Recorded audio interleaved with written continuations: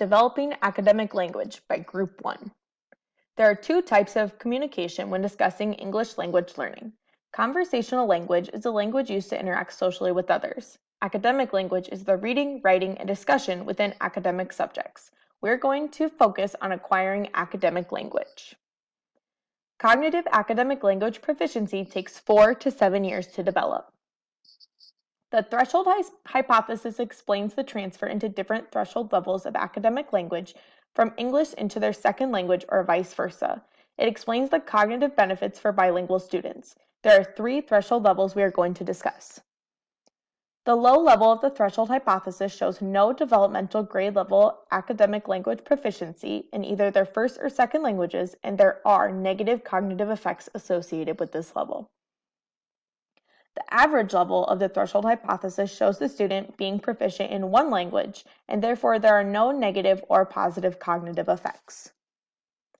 The high level of the threshold hypothesis shows the student being proficient in both languages, and therefore giving the student positive cognitive effects.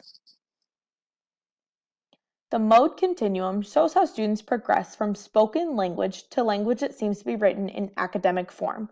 The teacher must scaffold the student along the continuum for success. To assist students in acquiring academic language, teachers must provide rich language experiences, teach individual words, provide word learning strategies, reference tools, and teach the differences in language styles. In addition to the state academic content standards, teachers must provide English language proficiency standards. These standards must be related to the content standards. The language objectives can draw on different domains, such as reading, writing, speaking, and listening. They can also target different levels, such as vocabulary, sentence, paragraph, or text. After the academic and language proficiency standards are in place, educators can move to assessment of academic language.